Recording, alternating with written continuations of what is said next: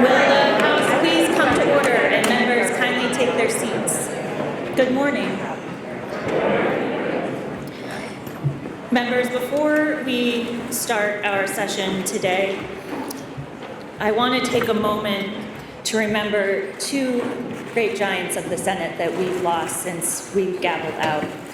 Senator Dick Mazza, some of you might not know, is a former House member as well, and served in 1973 and 1975, and then we just celebrated the life of Senator Dick Sears. It's a great loss, and it will be hard to imagine this building without them. Will you please rise and join me in a moment of silence?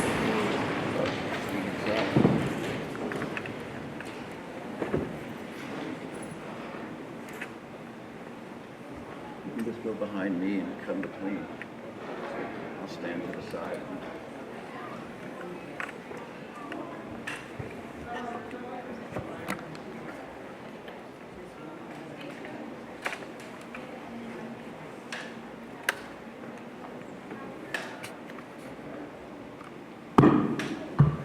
Members, please stay standing and join me in reciting the Pledge of Allegiance.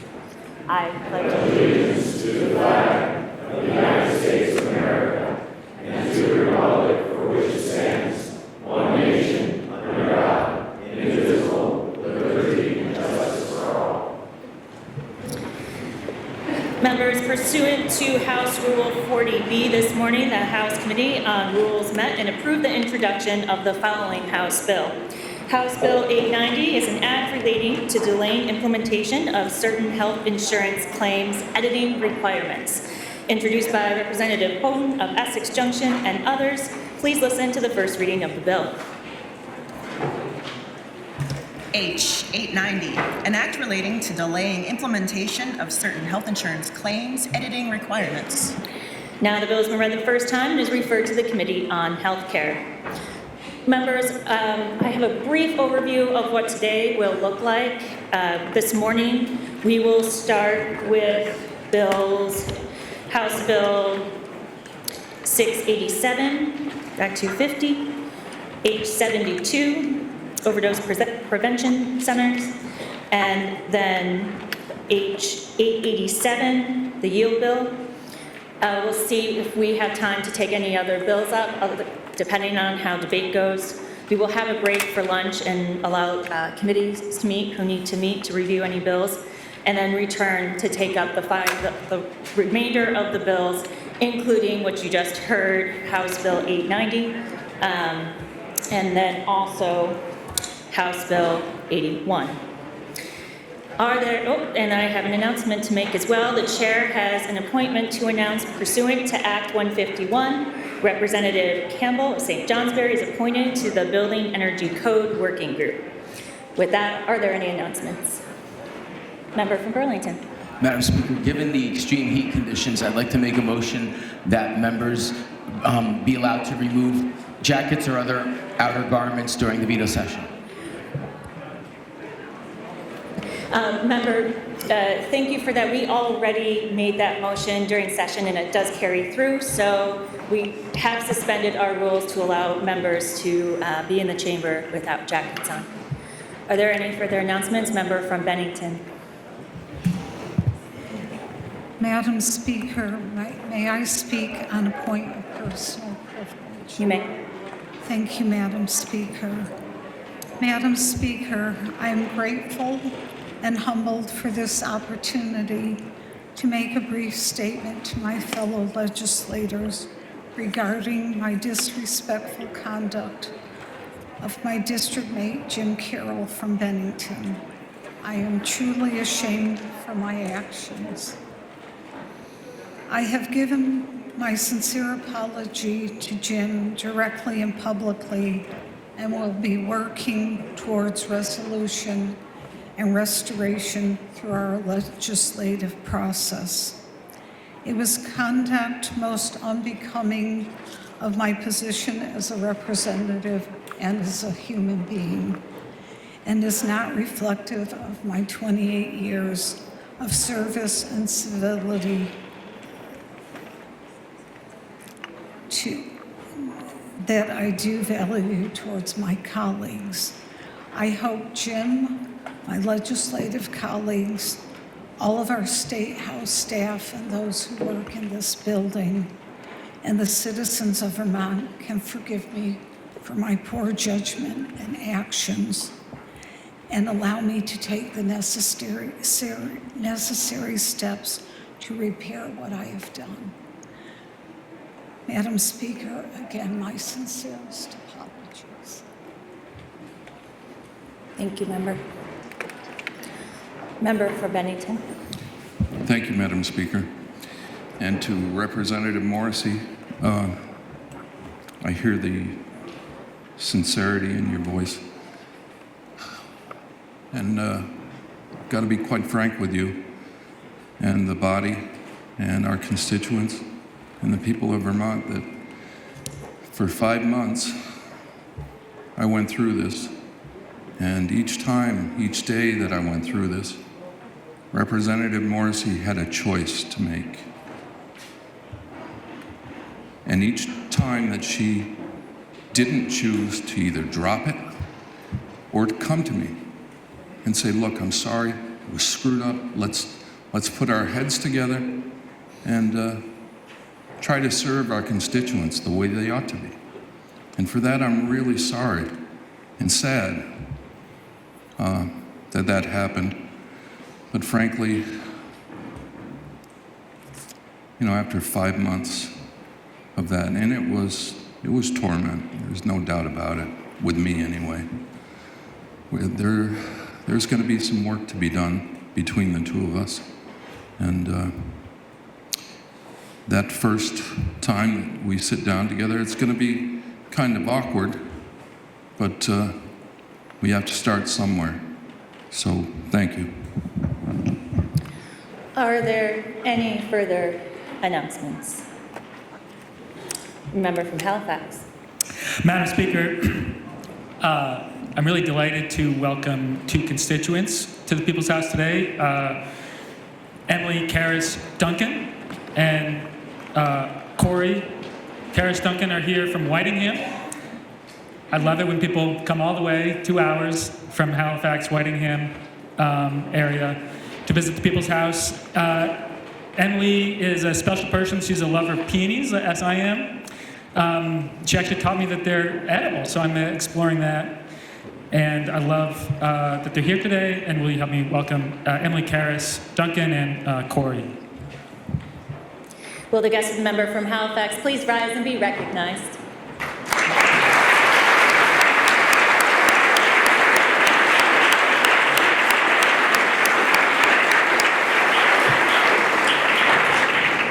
Are there any further announcements? Member from Linden. Thank you, and good morning, Madam Speaker. Madam Speaker, I'm so Member, excited. can you move closer to your mic? We can't hear you. I'm so excited to see that a couple of my high school classmates are here today, and as a matter of fact, they're both running for legislation.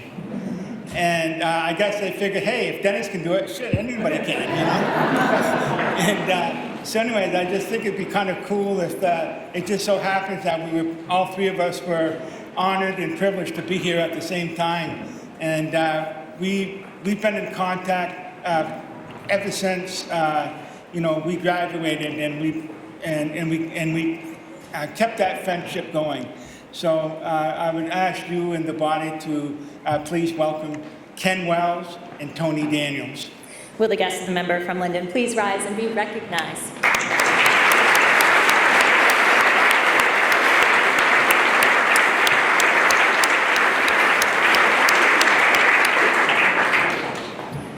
Are there any further announcements? Member from Dover.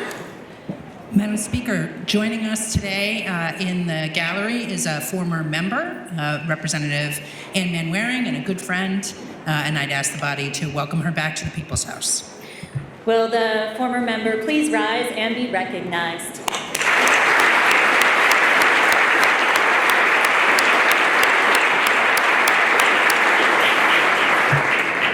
Are there any further announcements? Seeing none, orders of the day.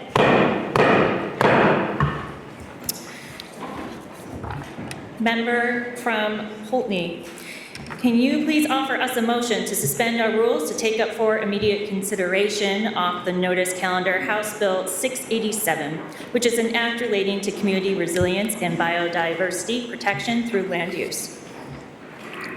Madam Speaker, I make a motion to suspend rules in order to take up off the notice calendar for immediate consideration H687. The member from Pulteney moves that we suspend our rules to take up House Bill 687 for immediate consideration. Are you ready for the question? If so, all those in favor, please say aye. Aye. All those opposed, please say nay. The ayes appear to have it. The ayes do have it, and you have suspended our rules to take up House Bill 867 for immediate consideration. House Bill 687 is an act relating to community resilience and biodiversity protection through land use. The governor vetoed the bill and returned it to the House. The governor's veto message can be found in today's House calendar. As a reminder, pursuant to Chapter 2, Section 11 of the Vermont Constitution, the House will now reconsider the bill by voting on whether to pass it, overriding the veto. By the Constitution, overriding the veto requires 2/3 vote of the members present, and this vote must be taken by a roll call. The specific question the House will vote on is, shall the bill pass, notwithstanding the governor's refusal to approve the bill? So just to confirm, a yes vote is a vote in favor of the bill in order to override the veto and pass the bill. A no vote is a vote against the bill in order to sustain the veto so the bill does not pass. So the question is, shall the bill pass, notwithstanding the governor's refusal to approve the bill? Member from Manchester. Madam Speaker, when I look back at some of the brilliant pieces of legislation this legislature has passed in the last 50 years, 3 rise to the top. The current use program, the creation of the Housing and Conservation Fund, and Act 250. Between them, these 3 pieces of legislation have saved Vermont and have helped Vermonters live better lives. We have large blocks of intact forest, providing critical habitat for wildlife, flora, and fauna. These forests not only make it possible to maintain biodiversity, they are the building blocks of life. They protect against erosion and slow floodwaters before they hit our cities and towns. It is much less expensive to keep houses from washing down the river than it is to build new. Maintaining our forests and protecting our waterways is more critical than ever in the face of climate change. Like so many other parts of the country, we are also facing a housing crisis. The biggest drivers of this are the cost of materials and the cost of labor. But it is also true that easing regulation in appropriate places can help. This bill puts us on the path to the development of a framework for making upfront decisions through the planning process with a lot of public participation about areas where we know we want housing to be built and then making it easier to do so. Right now, every inch of Vermont falls under the jurisdiction of Act 250. For the first time since its passage, we now recommend relinquishing jurisdiction for the purposes of building housing in areas that meet certain conditions and where the citizens of Vermont have said that's what they want. 4, as brilliant as Act 250 was when it was passed in 1970, the ability of our regional planning commissions and local planning and zoning processes have evolved to the point that it is time to modify the Act 250 process. When S100 passed in 2023, we set up 3 separate studies to think through how the ongoing work of the regional commissions, local planning and zoning, the Act 250 process, and the work of the Department of Housing and Community Development could better work in concert, more efficiently, more effectively, and how all of that would best protect the environment and the people of Vermont. Perhaps most fundamentally, the most vulnerable. Dozens and dozens of people from all over Vermont, from the business community to the environmental community and everything in between, came together and developed the framework that the legislation that turned into H687. Those people, over the course of last summer, fall, and then by working with us through the legislative process, did their own round of brilliant work. Throughout the process, and then during the legislative session, there was significant give and take and significant compromise. My committee accepted several amendments from members of this body before the bill passed the House for the first time. We then accepted some significant changes from the Senate, some frankly of concern to us, and some of them requiring painful concessions on our part. But we kept our eye on the twin goals of environmental integrity and the immediate short and long-term needs of the people we serve. The public and those two bodies showed how this is supposed to work. Sadly, the administration chose not to participate. Now, 2 days before the session, they purportedly want to talk. And just to make it clear how unserious this last-minute hand grenade is, it came via email. My committee, the relevant committees in the Senate, those of you who participated with us, those dozens and dozens of Vermonters who gave hundreds of hours of effort to get us here, deserved more. This bill is the beginning of a long public process to honor our deep commitment to the environment and to caring about each other. There will undoubtedly be hiccups, and there will undoubtedly be legislative tweaking in the years to come. But we have the fundamentals right. We are, together, making a good faith effort to move on from the status quo. I have no doubt. The majority of my committee has no doubt. And given the margin on the last vote of this bill taken near the session's end, the vast majority of this body has no doubt that this next chapter in the evolution of how we care for our state and each other represents a crucial step in the right direction. We urge you, once again, to pass this bill. The question is, shall the bill pass notwithstanding the governor's refusal to approve the bill? Are you ready for the question? Member from Poultney. Madam Speaker, housing was the #1 issue for all Vermonters and many of us here in this chamber. Vermonters are starving for housing. Housing will go a long way in solving Vermont's property tax problem. Housing will go a long way in solving Vermont's workforce problem. Housing will go a long way in solving Vermont's economic development problems. Housing will go a long way in solving Vermont's education issues. I do not believe this bill does nearly enough to address Vermont's housing affordability crisis. This bill is heavily focused on conservation and actually expands Act 250 regulation, which will be detrimental to rural communities long into the future. And the scope and pace of this work under the current timeline is not achievable. This bill is set up to fail. Vermonters need us to focus on building and restoring the homes that can help us revitalize the working class neighborhoods we represent, reverse our negative demographic trends, and support economic investment in the future. In the governor's veto letter, he suggests a compromise with the following changes to the bill. And mind you, when the governor receives a veto, he only has 5 days to act on it, which means he probably received the bill last Tuesday. And the following changes were suggested in his veto letter.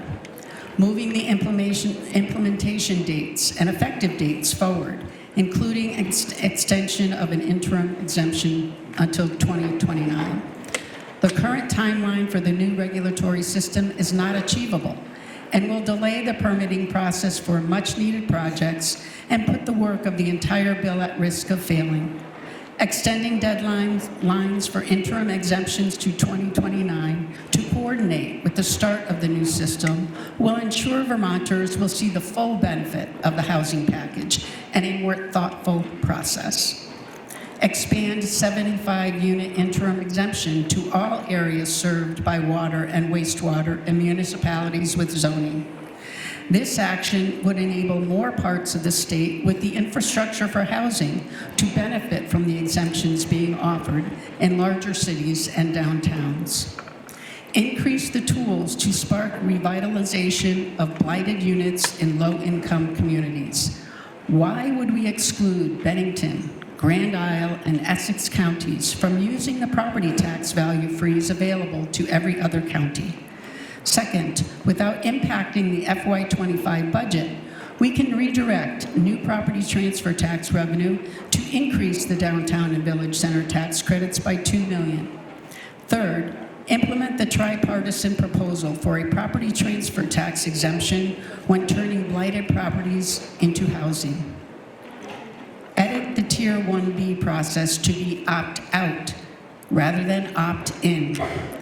This provision was passed by the Senate and would automatically map all eligible Tier 1B areas while still enabling municipalities to opt out of the Tier 1B designation, helping these communities benefit from housing exemptions sooner.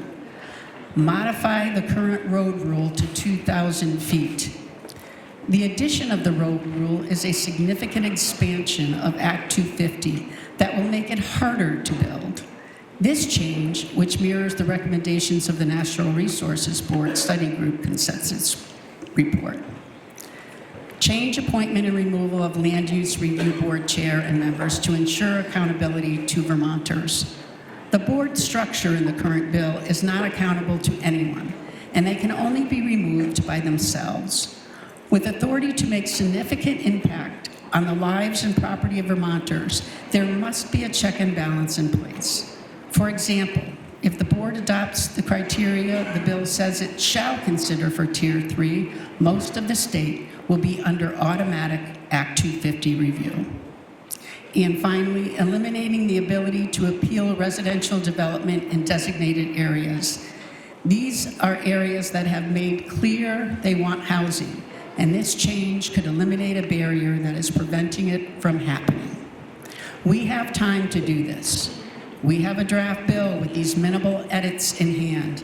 Let's not forget, we passed a 176-page strike-all bill with significant challenges and regulatory expansion included in the out years, as well as a 29-page amendment in the last few days and the last evening hours of the session, which was a difficult field to navigate, not only for this body, but also the Agency of Natural Resources and the Natural Resource Board. Let's not forget about Vermonters as well, the very people we serve, and the difficulty they will now have navigating through yet more red tape. It seems as if prioritizing housing was simply a talking point and an empty campaign promise. This bill, which was supposed to help build more housing, in the end will hinder building, especially in rural Vermont, which makes up upwards of 70% of our state. I will vote to sustain the governor's veto and work to pass his more impactful replacement bill. The question is, shall the bill pass notwithstanding the governor's refusal to approve the bill? Are you ready for the question? If so, will the clerk please call the roll? Andrews of Westford. Yes. 2 minutes.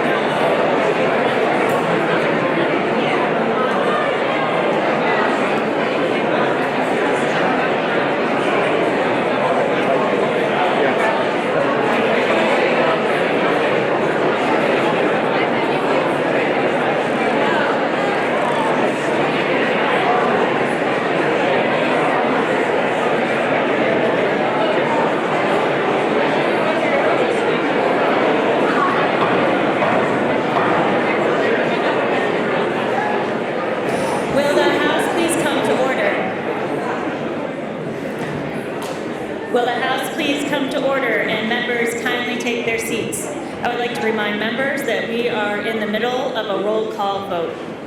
Members and guests are prohibited from using computers, phones, or any type of electronic device. Please refrain from the passing of notes and conversation during a roll call. And when the clerk calls your name, please answer in a loud and clear voice so the clerk can accurately record your votes.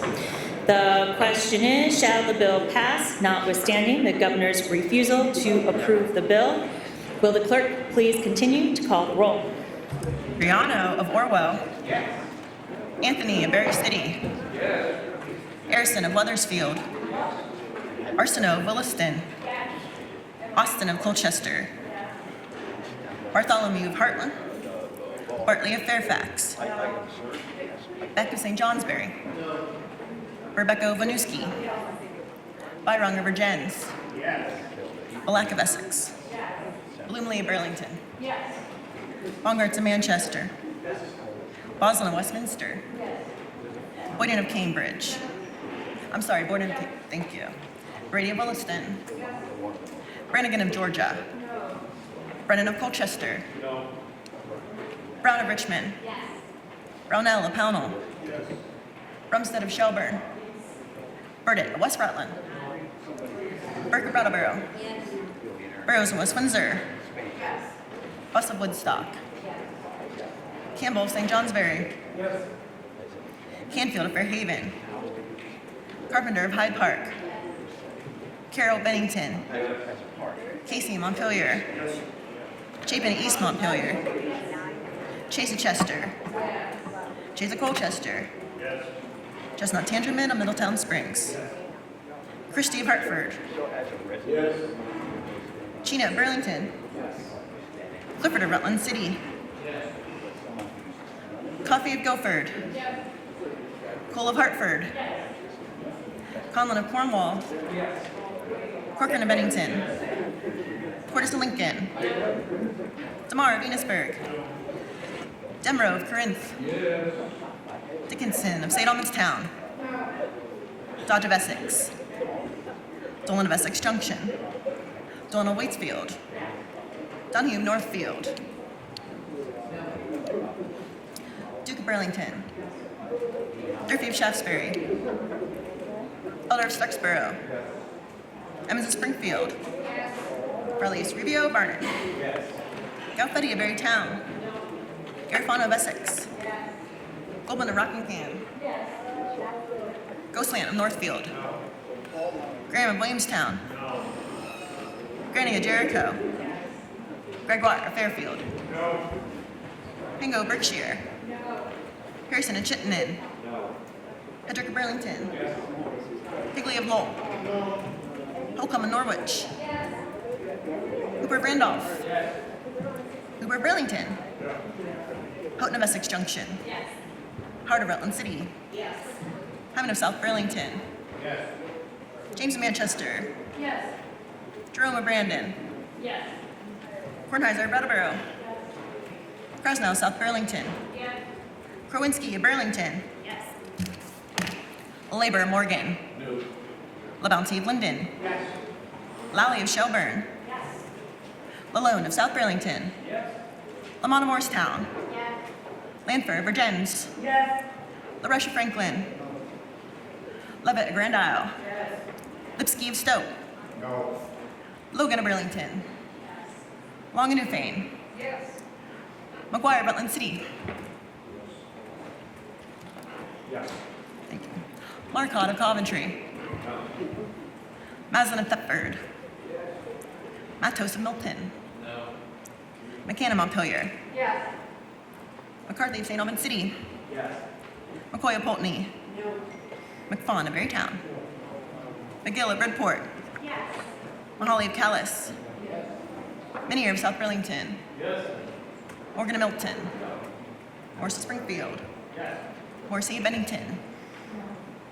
Rowicki of Putney. Nicole of Ludlow. Knott of Rutland City. Noyes of Wolcott.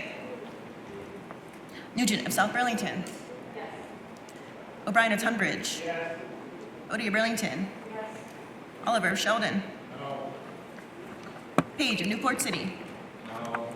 Pyle of Londonderry. Parsons of Newbury.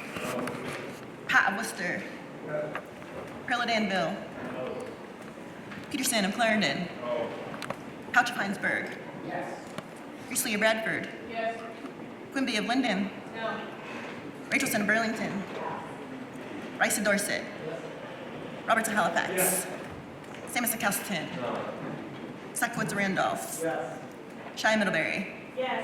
Shaw of Pittsburgh. Sheldon of Middlebury. Sibilia of Dover. Sims of Craftsbury. Small of Winooski. Smith of Derby. Squirrel of Underhill. Stebbins of Burlington. Stevens of Waterbury. Stone of Burlington. Supernon of Barnard. Taylor of Milton. Taylor of Colchester. Templeman of Brownington. Toledo of Brattleboro. Toof of St. Albans Town. Troy of Moortown. Troyano of Stannard. Walker of Swanton. Waters Evans of Charlotte. White of Bethel. Whitman of Bennington. Williamsbury City. Williams of Granby. Wood of Waterbury. Bartholomew of Hartland. Dolan of Essex Junction. Noyes of Wolcott.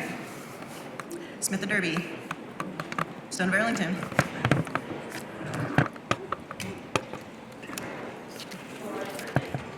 For purpose of explanation, member from Granby.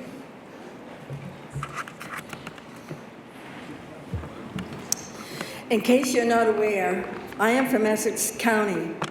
This bill is a perfect example of how you legislators don't care about us. You should be ashamed of yourselves for excluding, minimizing any part of this state. Don't come up to me today and ask me how I am. The answer is, I am sick and I am afraid. And I am defeated and angry and sad. There you have it. Don't ask, because you have no idea or care about what you are doing to my county and the rest of the other 70% of Vermont.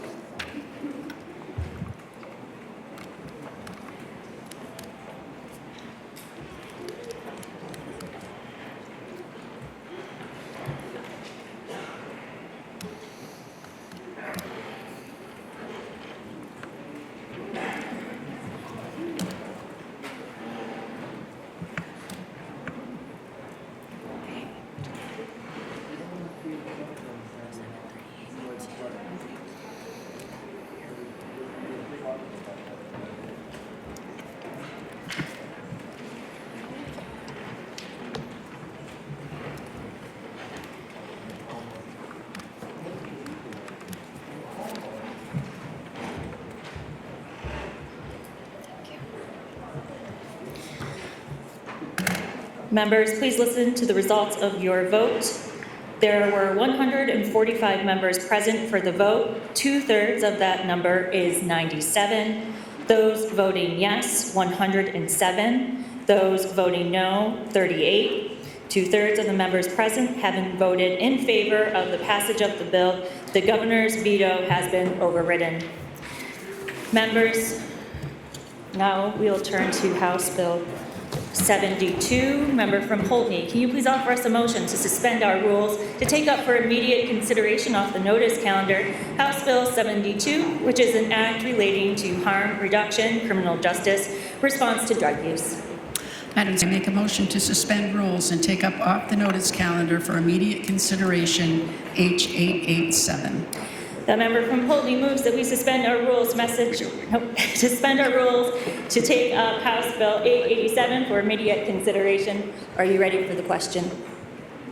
If so, all those in favor, please say aye. Aye. All those opposed, please say nay. The ayes appear to have it. The ayes do have it, and you have suspended our rules to take up House Bill 887 for immediate consideration.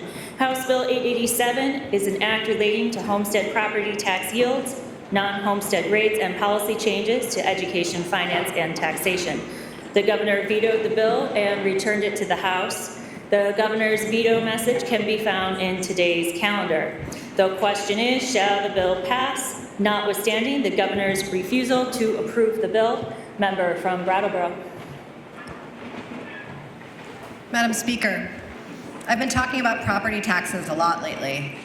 I've also been talking about our schools, our kids, our strong and struggling communities, and the future of this state.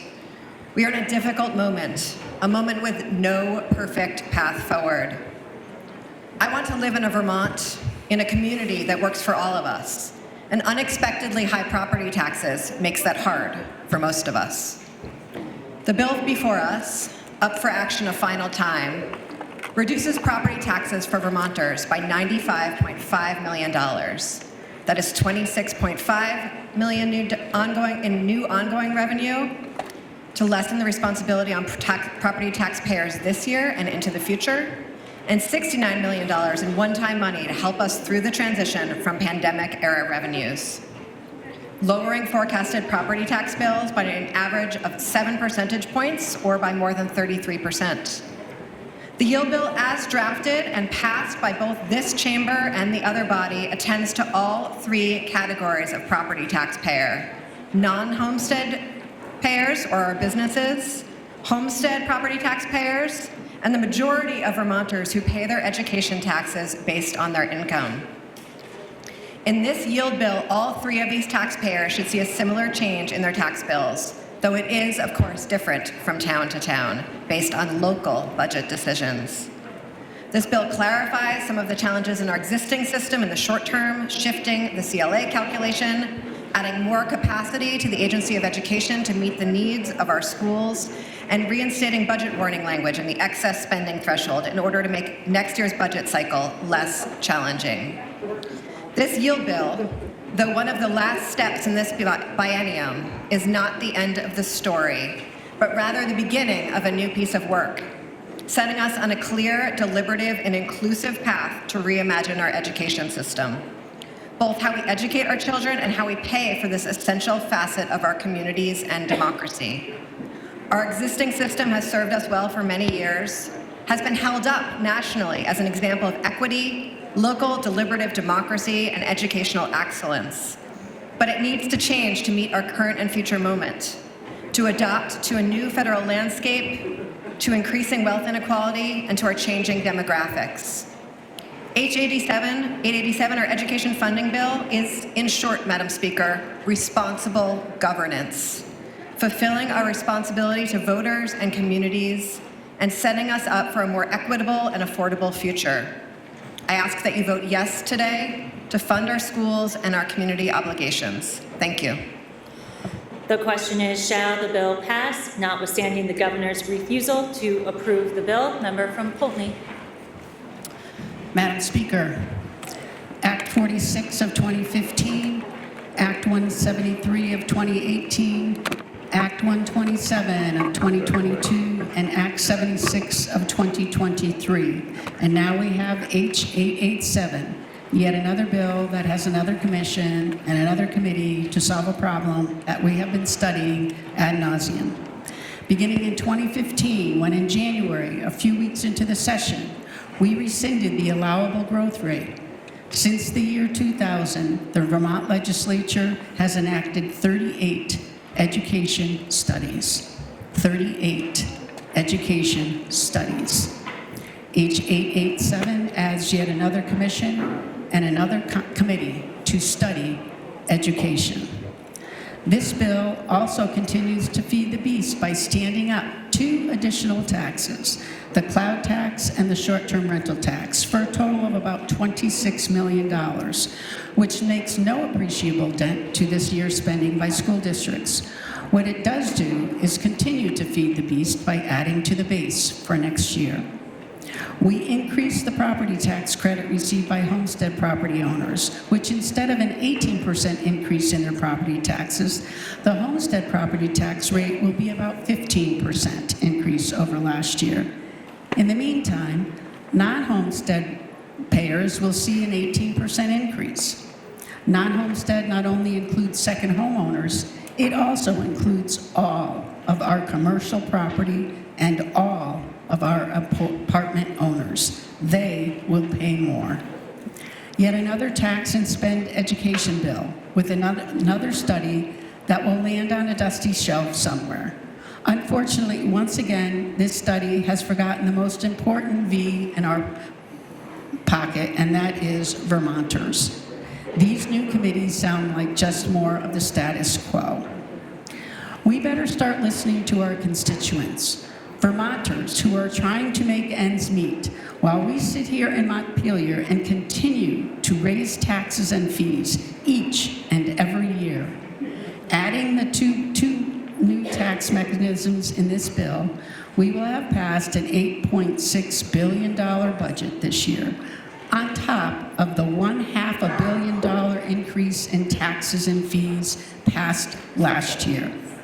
Vermonters will pay the cloud tax. Vermonters will pay the short-term rental tax. They will pay the property tax hike. Vermonters have had enough.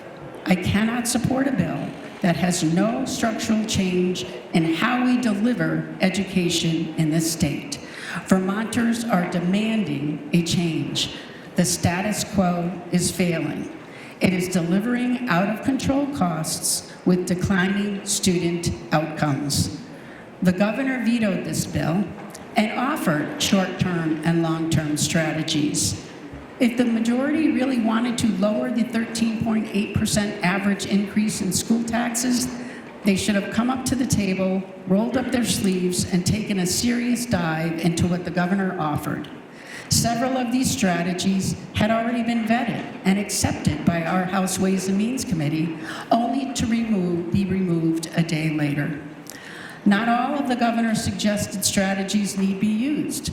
Some of them could be used. For instance, I know there is some angst about the Education Reserve Fund and taking all of it, but we could have tweaked that, taken some of it, and left some in the Education Fund Reserve. Not doing anything because we don't have time is not an option I can support. We do have time. Sustain the veto and work to get a yield bill that is below double digits, that has short-term and long-term solutions, and that gives Vermonters relief from an average property tax bill increase of 13.8%. I cannot and will not go back home to my constituency and tell them we just didn't do anything because we didn't have time. That is unacceptable to me, and it is unacceptable to every Vermonter we serve. I will vote no to sustain the governor's veto. The question is, shall the bill pass, notwithstanding the governor's refusal to approve the bill? Member from Standard. Madam Speaker, what I am hearing in my communities from my friends and neighbors are not to defund school meals for our students. I'm hearing not to drain our educational reserve fund of $47 million. In part, we're here because we have brought down tax rates for the last 3 years with federal funds. And to suggest that we further this situation or worsen the situation by draining our reserve fund, defunding students' meals is unheard of. We cannot do it. It'll result in a situation next year that's worse than we're facing right now. I vote yes to override this veto. The question is, shall the bill pass, notwithstanding the governor's refusal to approve the bill? Are you ready for the question? If so, will the clerk please call the roll? Andrews of Westford. 2 minutes. Will the House please come to order? Will the House please come to order? Will the House come to order and members kindly take their seats? I would like to remind members that we are in the middle of a roll call vote. Members and guests are prohibited from using computers, phones, or any type of electronic device. Please refrain from the passing of notes and conversation during a roll call. And when the clerk calls your name, please answer in a loud and clear voice so the clerk can accurately record your votes. The question is, shall the bill pass, notwithstanding the governor's refusal to approve the bill? Will the clerk please continue to call the roll? Andriano of Orwell. Anthony of Berry City. Harrison of Weathersfield. Arsenault of Williston. Austin of Colchester. Bartholomew of Heartland. Bartley of Fairfax. Beck of St. Johnsbury. Rebecca of Winooski. Byron of Virgins. Black of Essex. Bloomley of Burlington. Bongarts of Manchester. Boslin of Westminster. Boyden of Cambridge. Brady of Williston. Brannigan of Georgia. Brennan of Colchester. Brown of Richmond. Brownell of Pownell. Brumstead of Shelburne. Burdett of West Rutland. Burke of Brattleboro. Burrows of West Windsor. Buss of Woodstock. Campbell of St. Johnsbury. Canfield of Fairhaven. Carpenter of Hyde Park. Carroll of Bennington. Casey of Montpelier. Chapin of East Montpelier. Chase of Chester. Chase of Colchester. Chestnut Tangerman of Middletown Springs.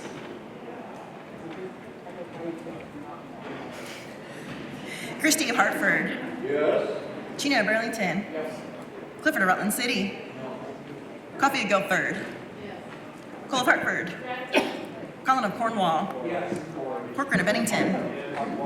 Curtis of Lincoln. Damar of Venusburg. Denbrough of Corinth. Dickinson of St. Albans Town. Dodge of Essex. Dolan of Essex Junction. Dolan of Waitsfield. Donahue of Northfield. Duke of Burlington. Durfee of Shaftesbury. Elder of Starksboro. Evans of Springfield. Farley of Rubio Burnett. Gough Betty of Berrytown. Garifon of Essex. Goldman of Rockingham. Ghostland of Northfield. Graham of Williamstown. Branning of Jericho. Gregoire of Fairfield. Hingo Berkshire. Harrison and Chittenden.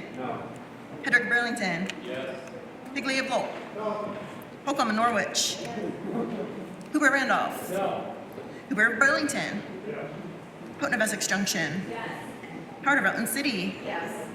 Hyman of South Burlington. James of Manchester. Jerome of Brandon. Kornheiser of Brattleboro. Krasnow of South Burlington. Krawinski of Burlington. Labor of Morgan. Lavaltine of Linden. Lally of Shelburne. Lalone of South Burlington. Lamont of Morristown. Lamford of Virgins. LaRoche of Franklin. Levitt of Grand Isle. Lipsky of Stowe. Logan of Burlington. Logan of Burlington. Long of Newfane. McGuire of Rutland City. Marcotte of Coventry. Mazin of Thetford. Matos of Milton. McCann of Montpelier. McCarthy of St. Albans City. McCoy of Pulteney. McFawn of Berrytown. McGill of Bridgeport. Mahaly of Calais. Minier of South Burlington. Morgan of Milton. Morse of Springfield. Morrissey of Bennington. Rowicki of Putney. Nicole of Ludlow. Knott of Rutland City. Noyes of Wolcott. Nugent of South Burlington. Bryan of Tunbridge. Odie of Burlington. Oliver of Sheldon. Page of Newport City. Pyle of Londonderry. Parsons of Newberry. Pat of Worcester. Pearl of Danville. Peterson and Clarendon. Pouch of Heinsberg. Priestley of Redford. Quimby of Linden. Rachelson of Burlington. Rice of Dorset. Roberts of Halifax. Samus of Castleton. Sackowitz of Randolph. Shy of Middlebury. Shaw Pittsford. Sheldon of Middlebury. Sibilia of Dover. Sims of Craftsbury. Small of Winooski. Smith of Derby. Squirrel of Underhill. Stebbins of Burlington. Stevens of Waterbury. Stone of Burlington. Supernana Barnard. Taylor Milton. Taylor of Colchester. Templeman of Brownington. Toledo Brattleboro. Two for St. Albans Town. Tory Moretown. Triona Stannard. Walker Swanton. Waters Evans Charlotte. White of Bethel. Whitman of Bennington. Williamsbury City. Williams of Granby. Wood of Waterbury. Bartholomew of Heartland. Dolan of Essex Junction. Noise of Wolcott. Smith of Derby. And Stone of Burlington. For purpose of explanation, member from Fairfax. Thank you, Madam Speaker. I heard my constituents not once, but twice in both towns when our budgets were voted down. They're still crying for help. We need structural reform and not more excuses, where both sides are at the table, not just the majority. Member from Williston. Thank you, Madam Speaker. I voted to override the veto of H.887 because this bill funds locally decided school budgets, and I hardly consider school budgets beasts that we are feeding. Rather, schools are an essential service to kids and families. They may be expensive, but they're the most important investment we make as a society. We have hard work ahead to bend the cost curve, but we must do so in a coherent way with a view of the whole forest and not just our individual trees, and students must be at the center. We must transform our system in Vermont into a right-sized, strong public education system that supports all students and uses our precious resources sustainably and efficiently. Our system's over 200 years in the making, and we are in a dramatically different time in just the last few years. While many of us might want to move faster, coherent change that truly supports students and communities will take a common vision and lead us to much-needed financial predictability. It will also require extraordinary political will by all of us, and I voted yes to commit to that work. Member from Milton. Madam Speaker, sadly, this bill will saddle the taxpayer with double-digit education property tax increases. With all the towns that I represent having extreme difficulty passing budgets due to these looming increases, it has at best been chaotic for them. Contrary to what is publicly being said, the governor and his administration did have a plan that could have made this bill much, much more palatable to the taxpayer, which includes all of us in this room. My constituents as a whole have reached out begging for relief in this arena. Why we would not want a solution now for change is beyond my comprehension. Doing this bill as it sits simply proverbially kicks the can down the road without proper relief to the citizens of Vermont. Member from Burlington. Thank you, Madam Speaker. I voted yes. We are between a rock and a hard place. Vermont's current law requires the legislature to set a tax rate to raise enough money to fund the budgets that pass the will of our local voters. Currently, this is a $2.8 billion price tag that gets no additional scrutiny and has no other checks and balances. Our current law of how we fund education doesn't work and isn't sustainable. It's not easy to figure out, especially for part-time citizen legislators who have limited staffing to sort out a new path forward. It's no wonder there have been so many studies done. The governor's short-term options were unacceptable. I am not willing to take away free meals from school children, and using our reserve funds to buy down the tax rate further this year is an expensive Band-Aid with long-term financial consequences. Member from Milton. Madam Speaker, I voted to sustain the governor's veto. The taxpayers of my district and the Milton Town School District itself deserve better. This school budget season, the Milton Town School District went to 3 votes and was on the verge of having to borrow money to continue to operate. The town became extremely divided and emotions were high. The failure to pass substantial change this session leaves the path open for the same scenario or worse to play out next budget season. This will be devastating to Milton, and I cannot sit back and support that possibility. And member from St. Albans Town. Madam Speaker, our constituents deserve better than this historic double-digit 13.8% increase in property tax bills. We owe it to Vermonters to lessen this financial burden and make more structural changes to our broken system. Thank you. Members, please listen to the results of your vote. There were 145 members present for the vote. 2/3 of that number is 97. Those voting yes, 103. Those voting no, 42. 2/3 of the members present having voted in favor of passage of the bill, the governor's veto has been overridden. Member from Poultney, can you please offer us a motion to suspend our rules to message our action on House Bill 687, House Bill 72, and House Bill 887 to the Senate forthwith? Madam Speaker, I make a motion to, do I have to suspend rules? I didn't hear that part. Yes. Okay. Madam Speaker, I make a motion to suspend rules in order to message our actions to the Senate on H687, H72, and H887 forthwith. You have heard the motion. Are you ready for the question? If so, all those in favor, please say aye. Aye. All those opposed, please say nay. The ayes appear to have it. The ayes do have it, and you voted to suspend our rules to message our action on House Bill 687, House Bill 72, and House Bill 887 to the Senate forthwith.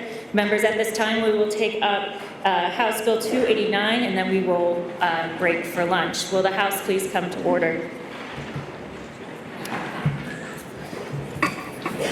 One moment. Member from Poultney, can you please offer us a motion to suspend our rules to take up for immediate consideration off the notice calendar House Bill 289, which is an act relating to the renewable energy standard? Madam Speaker, I make a motion to suspend rules in order to take up off the notice calendar for immediate consideration H289.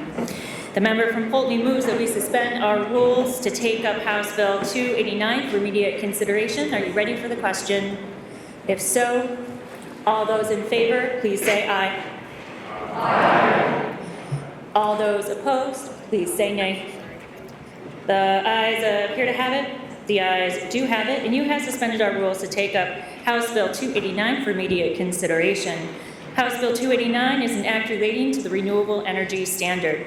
The governor vetoed the bill and returned it to the House. The governor's veto message can be found in today's calendar. The question is, shall the bill pass notwithstanding the governor's refusal to approve the bill? Member from Dover.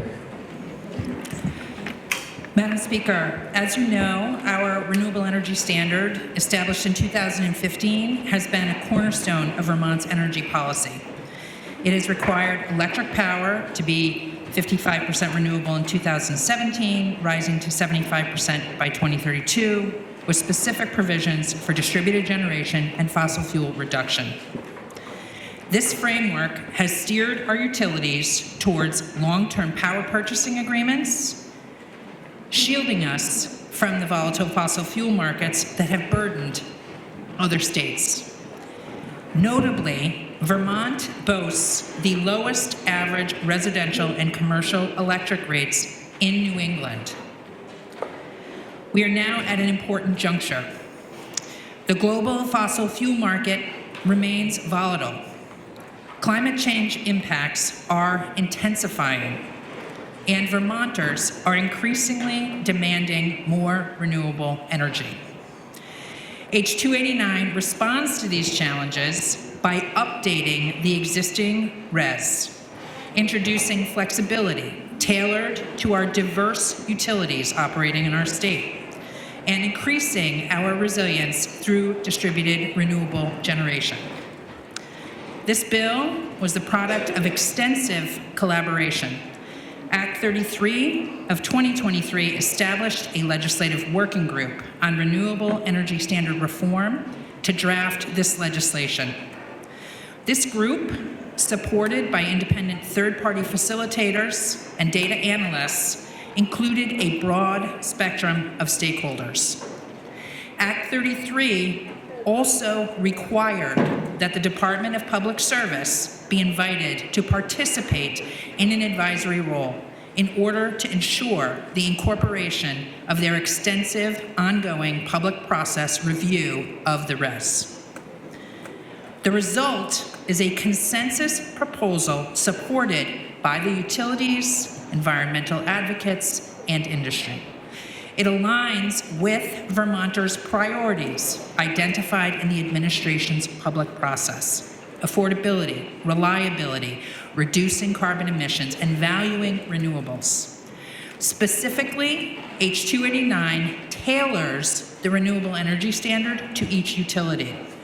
It increases resilience through added distributed renewable generation. It provides new offsets for old net metering renewables, benefiting rural utilities and their rates. It maintains existing renewable generation definitions, and it requires new load growth to be met with new renewables and storage. Additionally, it includes reporting requirements that were requested by the Department of Public Service to ensure transparency and accountability in meeting the RES goals. Governor Scott's veto message raises concerns about potential rate increases and suggests that the DPS proposed a stronger plan at a lower cost. I respectfully disagree with this assessment. The governor's plan, although crafted after extensive engagement, does not provide the tailored flexibility that H289 offers. Our bill is designed to address the unique needs of Vermont's varied utilities and to enhance the resilience of our grid, particularly in rural areas. In addition, H289 is not in opposition to the department's work. It builds on it. The Legislative Working Group considered the department's findings and integrated key elements into this bill. The consensus achieved among diverse stakeholders reflects the bill's balanced and comprehensive approach. I would also like to briefly address an email some of us received from Americans for Prosperity, urging us to uphold Governor Scott's veto on H289. While I'm certain we all appreciate their concern for affordability and reliability, I believe their dark money-funded missives are communicating significant misunderstandings about what H289 seeks to achieve and its implications for Vermont's energy future. Members should be clear about who Americans for Prosperity represents. This organization is funded by out-of-state interests and advocates for policies that benefit large corporations and wealthy individuals, not Vermonters. Their priorities do not necessarily align with the everyday needs and values of regular Vermonters. Additionally, they've boasted about their plans to spend significant dollars in Vermont to fight against climate change adaptation policies. This outside influence does not reflect the commitment of Vermonters to a more sustainable future. H289 is a well-considered, consensus-driven bill that builds on extensive stakeholder engagement, including the Department of Public Service's contributions. It is crafted to balance affordability, reliability, and sustainability, aligning with the values and needs of Vermonters. I urge you to vote to override the governor's veto and support renewable energy update. Thank you. The question is, shall the bill pass, notwithstanding the governor's refusal to approve the bill? Member from Poultney. Madam Speaker, Act 154 of 2022, Vermont's environmental justice law, called on state agencies to develop policies following robust public engagement, ensuring that those who are affected by the policy have a say in developing the policy. The Public Service Department, PSD for short, acted on this legislation and undertook engagement to develop a policy that was for all Vermonters and informed by Vermonters. The PSD's proposal balances the feedback that was received. In October 2023, the PSD released a new report presenting insights into the public's opinion on renewable electricity in Vermont. The report, entitled Vermont Weighs In, offers key takeaways from a project that surveyed over 700 Vermonters, held a series of 11 focus groups across the state to prioritize preferred sources of electricity. This effort was part of an ongoing process conducted by the PSD to review the state's current policies and programs on renewable electricity, acting on recommendations made in the 2022 Comprehensive Energy Plan and the 2021 Climate Action Plan. An 18-month process took place with the PSD collaborating with many partners. It has done this through a 3-part educational web series, statewide polling, regional event series, technical analyses, and monthly newsletters. H289 was developed virtually with no public engagement, adds costs, complexity, and risk with little additional benefit to Vermonters. My understanding is a legislative working group was formed in the fall of 2023 and drafted H289. The difference is the PSD proposal costs significantly less than H289. JFO's estimate believes ratepayers will pay between $150 and $450 million over an 11-year period. Based on their projections, this would cause rates to rise upwards of 6.7% above baseline costs by FY 2035. This is a very conservative estimate of the actual expenses of transmission upgrades, which the Public Service Department said could be as high as $850 million. Leaving aside the additional cost to Vermonters, and there will be additional cost to Vermonters, H289 and the PSD's plan gets to almost exactly the same trajectory of 100% clean energy by 2030 and 2032. Be it 2 years or 5 years as the difference between these two plans, or a difference of 5% in realizing cleaner energy, the bottom line is H289 will cost more. If this bill passes, it most assuredly will increase electricity costs to Vermont ratepayers. Couple this bill with the following that are set to take effect July 1, 2024. A payroll tax on all working Vermonters. Property taxes going up about 14% this year. And the clean heat standard being implemented. We cannot continue to burden Vermonters with additional taxes. They have reached their tipping point. Why not take a path that costs significantly less than H289? It may take a couple of extra years to get to 100%, but is it worth the cost for a few years? I say no. I will vote to sustain the governor's veto. The question is, shall the bill pass, notwithstanding the governor's refusal to approve the bill? Member from Dover. Madam Speaker, I think that it is really important that we are clear and transparent about where we are with our climate change policies. We've got a very complicated policy that is going through an extensive consideration and development period, and that is the clean heat standard. It has not been implemented.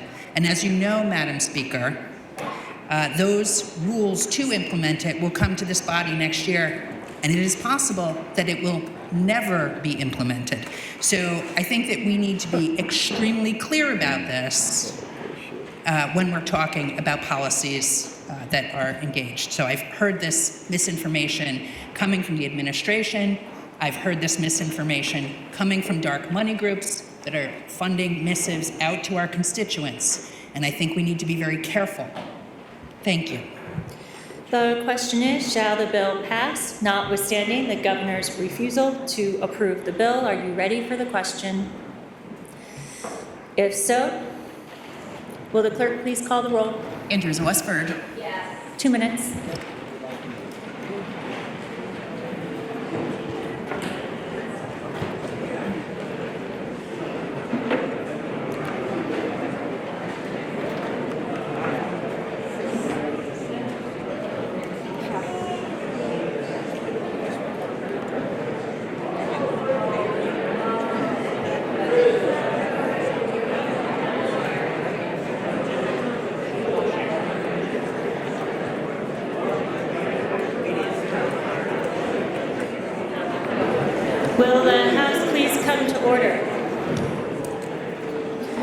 Will the House please come to order and members kindly take their seats?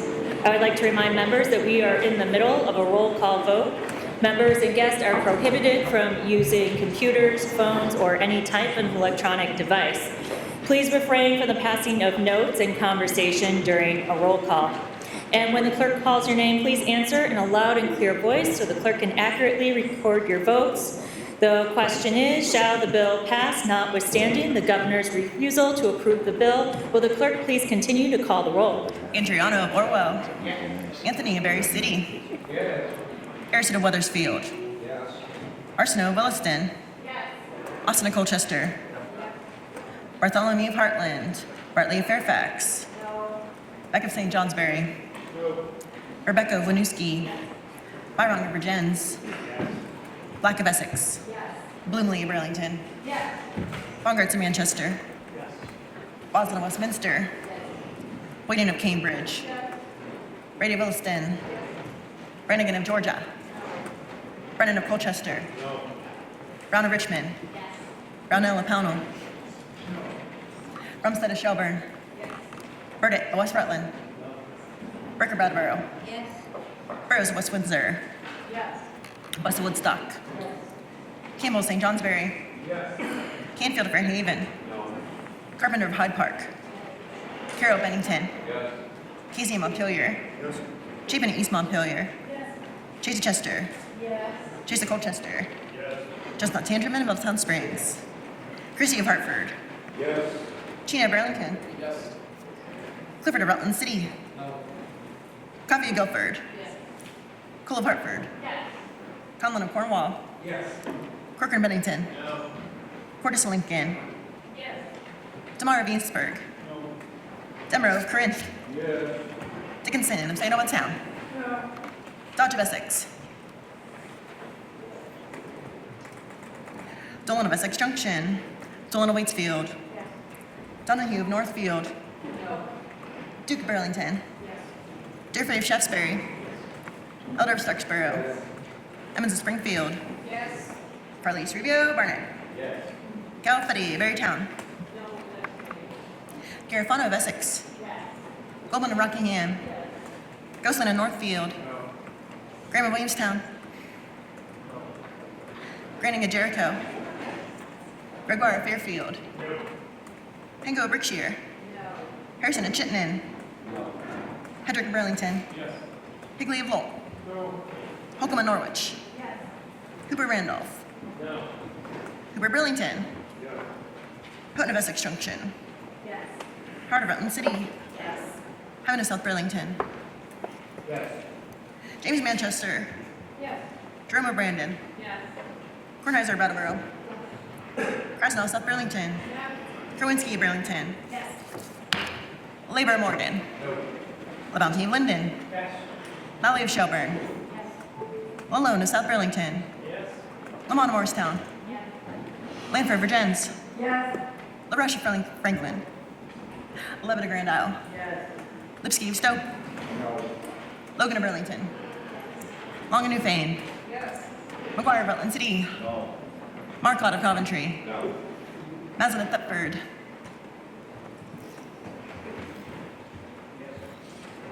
Matos of Milton. McCann of Montpelier. McCarthy of St. Albans City. McCoy of Poultney. McFawn of Berrytown. McGill of Report. Mahaly of Callis. Minier of South Burlington. Morgan Milton. Morse of Springfield. Horsey of Bennington. Rowicki of Putney. Nicole of Ludlow. Knott of Rutland City. Noyes of Woolkit. Nugent of South Burlington. O'Brien of Tunbridge. Odie of Burlington. Oliver of Sheldon. Page of Newport City. Pyle of Londonderry. Parsons of Newberry. Pat of Worcester. Pearl of Danville. Peterson of Clarendon. Pouch of Heinsberg.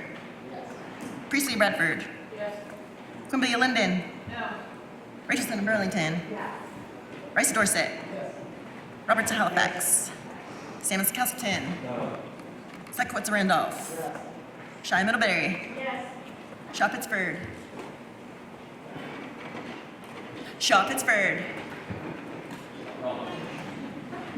Sheldon and Middlebury. Sibilia Dover. Sims of Craftsbury. Small of Winooski. Smith of Derby. Squirrel of Underhill. Stebbins of Burlington. Stevens of Waterbury. Stone of Burlington. Superintendent of Barnard. Taylor of Milton. Taylor of Colchester. Templeman of Brownington. Toledo of Bradboro. Duke of St. Albans Town. Torrey Moortown. Troy on Standard. Walker of Swanton. Waters Evans of Charlotte. White of Ethel. Women of Bennington. Williamsbury City. Williams of Granby. Wood of Waterbury. Bartholomew of Heartland. Dodge of Essex. Dolan of Essex Junction. Noise of Woket. Smith of Derby. Stone of Burlington. For purpose of explanation, member from Berrytown. Thank you, Madam Speaker. Madam Speaker, I voted no to stop the punitive exploitation of Vermonters. The Renewable Energy Standard, like the Unaffordable Heat Act of last session, is a vehicle for a carbon tax. Proponents of H289 have stated publicly that an alternative, cost-effective proposal to 289 would not go far enough to enrich renewable energy producers. This plan will force Vermonters to absorb the cost of the required expensive and volatile carbon credits. The environmental impacts on our hillsides and open spaces to make way for wind and solar have been completely ignored. This bill will drive up the cost of electricity for struggling Vermonters that cannot afford another carbon tax. Member from Worcester. Member from Worcester. Madam Speaker, when the Environment and Energy Committee first began taking testimony on H289, I was astounded by the degree of agreement and consensus that went into this bill before it was formally introduced. I was disappointed and troubled by the Department of Public Services cost analysis and counter-proposal. Neither the PSD's nor the Joint Fiscal Office's cost analysis considers what financial benefits Vermonters may also see going forward. H289 does recognize that different utilities are in different situations, that some have already reached 100% renewable, for example. And lastly, some of the PSD's supposedly clean energy alternatives are not clean at all, based on my own knowledge and experience. Member from Clarendon. I'll vote no to any bill associated with the global warming money grab. Member from Granby. The most underserved, lowest income, oldest population in Vermont. Yes, my district is getting shafted again. May I remind you, 2 towns in my district didn't even get electricity until 1963. We can't afford to live here anymore. Our children are leaving the state. Instead of helping us help ourselves, you are destroying our very existence. I have reminded you several times, leave us alone, stop putting these financial burdens on us, and we can survive. You are not listening. The Vermont we grew up in no longer exists. I think a new, more fitting name for the new Vermont is Caliconchusetts. Members, please listen to the result of your vote. There were 145 members present for the vote. 2/3 of that number is 97. Those voting yes, 102. Those voting no, 43. 2/3 of the members present having voted in favor of the passage of the bill. The governor's veto has been overridden. Member from Poultney, can you please offer us a motion to suspend our rules to message House Bill 289 and act relating to the renewable energy standard to the Senate forthwith? Madam Speaker, I make a motion to suspend rules in order to message our actions to the Senate on H289 forthwith. You have heard the motion. Are you ready for the question? If so, all those in favor, please say aye. Aye. All those opposed, please say nay. The ayes appear to have it. The ayes do have it, and you have suspended our rules to message our action on House Bill 289 to the Senate forthwith. Members, at this time, we'll be breaking for lunch, and I know several committees, I think, are also planning to meet. So we will take a break for lunch and committees. The House will stand in recess until the fall of the gavel at 1:30 sharp.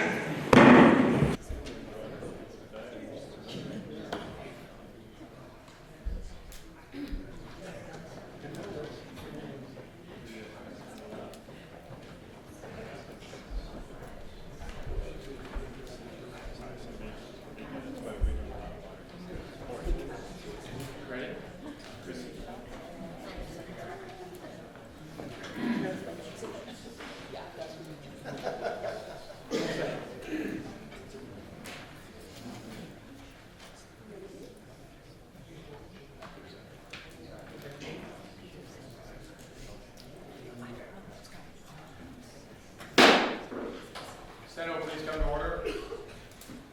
Senator from Lamoille.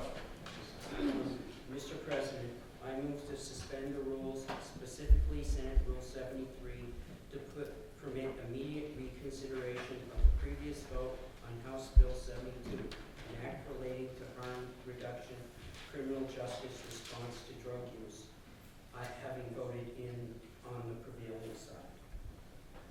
Now, the senator from Lamoille moves to suspend the rules, specifically Senate Rule 73, to permit immediate reconsideration of the previous vote on House Bill 72, an act relating to a harm reduction, criminal justice response to drug use, having voted on the prevailing side.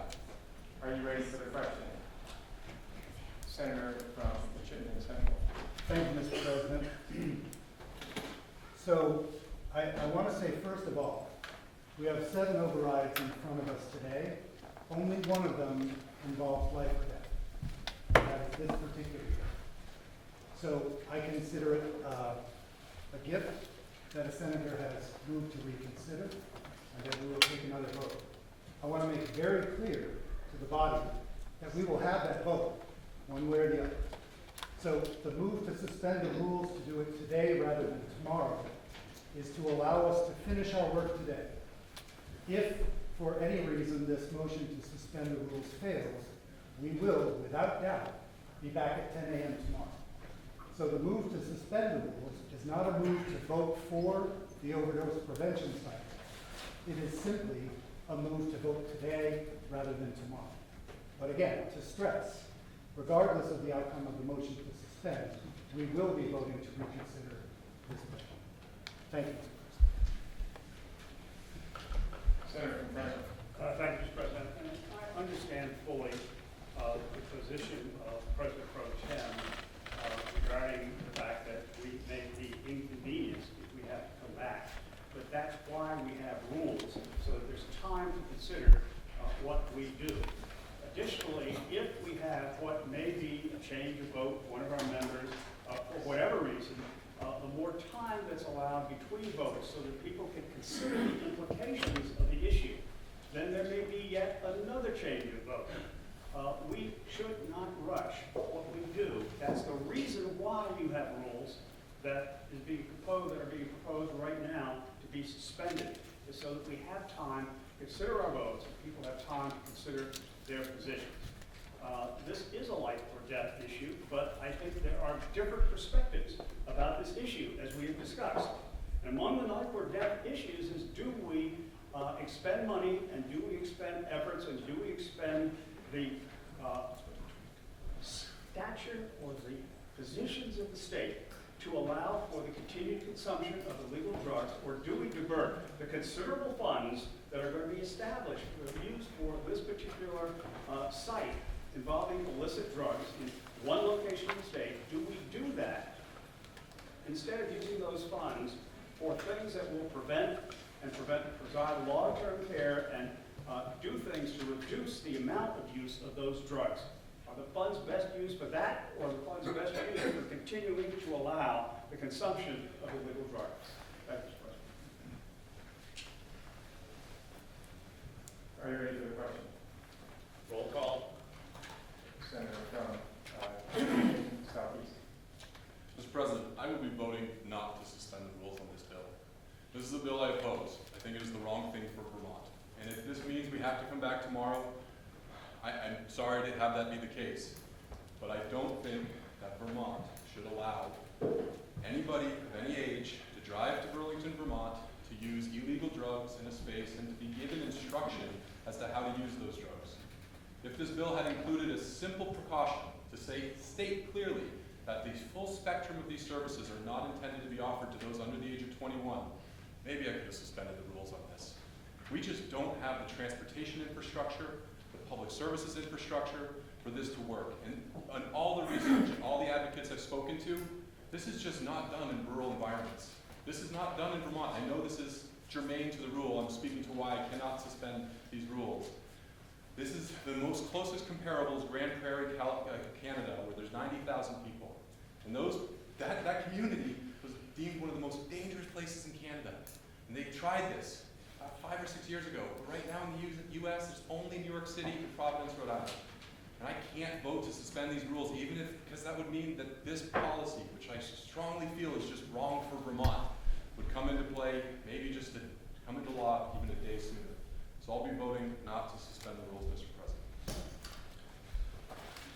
Senator from Essex. Thank you, Mr. President. I will be not suspending the rules. I've been working tirelessly since we've adjourned to have a drug recovery site established in the Northeast Kingdom. We have people from Dennis Promise. We have Valley Vista. We have Journeys to Recovery. We have a site identified. We have people ready to pony up monies for the sites. We have now I'm going out and getting seed money. I'm close to getting seed money up to $500,000 to put this site in production as far as to help and save lives. So it is as the Senator from Franklin says, there is a difference about how we're going to save lives. This facility, should I get $500,000, we can start it up tomorrow, which means that we have 10 beds available. Then by the end of a couple of months, we're going to have 28 beds available. We will be graduating people to have them drug-free, 28 people a month, if not more. And I just can't imagine how many lives that's going to save and how many families that's going to help so they don't have to put up with that. And actually, how many people that's going to put back productive into society. That alone, to fund these places, to get people off of drugs, not help them keep on using, that alone could help our workforce issues. And I will be voting not to suspend rules. Thank you, Mr. President. Senator from Southeast. Thank you, Mr. President. So I've been in the Senate for a bit, and we've had very few of these requests on the part of someone to reconsider a vote. And when it happens, I look at the person who would like to have that reconsideration and give that individual senator his or her due right to make that request and to support that request. Well, Mr. President, this is not about a debate on H-72. We're talking about allowing for someone to reconsider their vote under very difficult situations. And I can't imagine the emotions that someone who is voting is going under to make that request. It's a very courageous request to have made. But taking another step and listening to what I have heard today is concerning. It's concerning because the work that has gone on to bring this bill to the full Senate and pass the bill through the full Senate and the other body has been significant. The research is clear, absolutely clear, that lives are saved. The research is clear that people who seek support in an overdose protection center have fewer medical issues. Their wounds are cleaned up. They become healthier. The research is clear that 42%, in one of the studies that we looked at, 42% of those folks who attended and worked in an OPC for 24 months, 42% went into recovery. That's significant, Mr. President. We also know that there's a reduction of a need for emergency medical services and a reduction of public safety calls when we have an OPC. We continue to hear from our constituents in the largest city in Vermont, from Burlington, that we need to have this center in place. It's a small thing for someone to ask. No, it's a very courageous and big thing for someone to ask for a revote. And I think we should acknowledge that and allow it to go forward with alacrity today. We can have a fuller debate. We can discuss H-72. I'm glad to do that with all of you, and I think there are others in the room who would also like to do that. People who represent the city of Burlington. This is not about having a center in rural Vermont. We passed a bill, S-186, about improving our recovery centers and increasing recovery centers across the state. We passed that bill to improve a system of care, of recovery for folks. And there's a huge group of people working on that bill right now. But this is about H-72. This is about saving people's lives. I can't speak further about it now. We can speak further about it when the debate ensues. But I encourage all of us to allow for this revote today. It's not a time for debating the vote. It isn't. We've been through this. We all understand the issues. Let's help those who are severely addicted. These are not people taking drugs for recreational purposes. These are sick human beings. They need help. They need a place to go. They need medical attention. The OPC can provide that for them. Please vote to allow for the reconsideration now. Thank you, Mr. President. Question is, shall the Senate suspend its rules, specifically Senate Rule 73, to permit immediate reconsideration of the previous vote of House Bill 72? Are you ready for the question?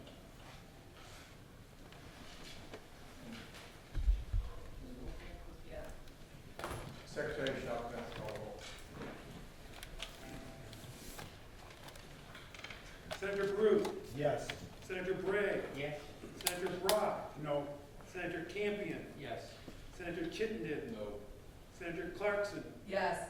Senator Collmore. No. Senator Cummings. Yes. Senator Gulick. Yes. Senator Hardy. Yes. Senator Harrison. Yes. Senator Hashim. Yes. Senator Ingalls. No. Senator Julo. Yes. Senator Kitchell. Senator Lyons. Yes. Senator McDonald. Yes. Senator McCormick. Yes. Senator Norris. No. Senator Perschlick. Yes. Senator Starr. No. Senator Vohosky. Yes. Senator Watson. Yes. Senator Weeks. No. Senator Westman. Yes. Senator White. Yes. And point of inquiry? No. Senator Williams. No. Senator Renner. Yes.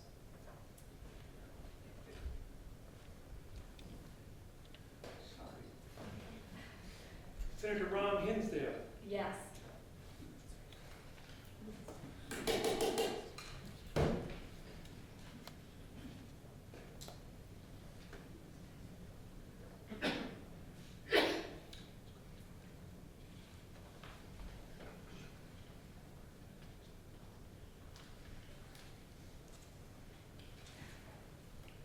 In order to suspend the rules with 29 votes to be cast, rule suspension requires 22 votes. Please listen to the results of your vote. Those voting yea, 21. Those voting nay, 8. And you have failed to suspend the rules in order to take up for reconsideration H-72. Senator from Chittenden. Thank you, Mr. President. I would ask all senators to mark their calendars for tomorrow morning at 10 a.m. We will all be back here, I believe, simply to vote on that bill, and I want to make sure that no one is confused. We will be meeting tomorrow. With that said, Mr. President, I would ask that we take H-289 and act relating to the renewable energy standard off the notice calendar and up for immediate action through a suspension. Now, the Senator from Chittenden Central has moved that the Senate suspend the rules in order to take up for immediate consideration H-289. Are you ready for the question? If so, all those in favor, please indicate by saying aye. Aye. Those opposed indicate by saying nay. The ayes have it. You suspend the rules in order to take up for immediate consideration H-289. On May 23rd, 2024, the Honorable Phillip B. Scott, Governor, vetoed H-289, an act relating to the renewable energy standard, and returned it to the House and submitted a message explaining his objections to the bill. A copy of the veto message is contained in today's calendar on page 5013. The authority of the governor to veto a bill passed by both houses of the General Assembly is found in Section 11 of Chapter 2 of the Constitution of the State of Vermont. By the wording of Section 11, the Senate is obligated to reconsider H-289 if the House votes to override the governor's veto. The House has already considered the bill and voted to pass the bill notwithstanding the governor's refusal to approve the bill. The question that you will be voting on is as follows. Shall the bill pass notwithstanding the governor's refusal to approve the bill? A yes vote means you want to override the governor's veto and pass the bill. A no vote means you want to sustain the governor's veto. As required by the Constitution, the vote will be by roll call. 2/3 of the members who are present must pass the bill over the objections of the governor. Otherwise, the veto of the governor will be sustained. The question before the Senate is debatable. Upon conclusion of the debate, the Secretary shall call the roll. The question is, shall the bill pass notwithstanding the governor's refusal to approve the bill? Are you ready for the question? Senator from Chittenden. Mr. President, I just wanted to clarify, prior to the vote, this is H-289, an act relating to the renewable energy standard. Thank you. Are you ready for the question? If so, the Secretary shall commence to call the roll.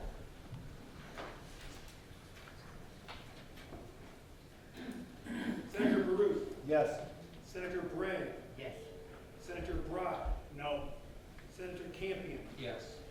Senator Chittenden. Yes. Senator Clarkson. Yes. Senator Collmore. No. Senator Cummings. Yes. Senator Gulick. Yes. Senator Hardy. Yes. Senator Harrison. Yes. Senator Hashim. Yes. Senator Ingalls. No. Senator Julo. Yes. Senator Kitchell. Senator Lyons. Yes. Senator McDonald. Yes. Senator McCormick. Yes. Senator Norris. No. Senator Perschlick. Yes. Senator Ron Hinsdale. Yes. Senator Starr. No. Senator Bohovsky. Yes. Senator Watson. Yes. Senator Weeks. No. Senator Westman. Yes. Senator White. Yes. Senator Williams. No. Senator Renner. No.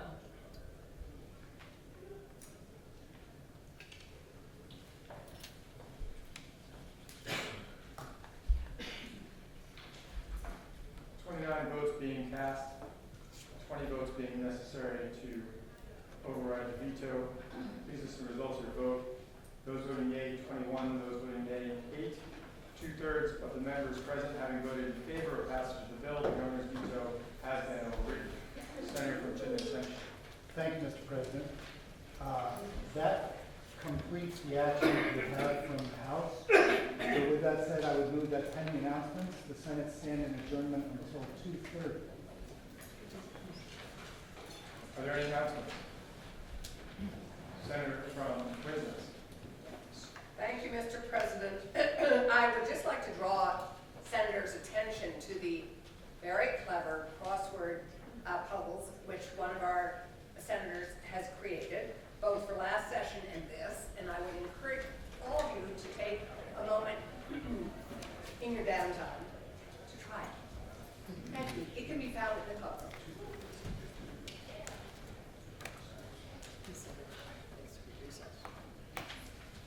Are there any other announcements? Seeing none, Senator from Chittenden Central has moved that the Senate stand adjourned until 2:30. Are you ready for the question? Recess.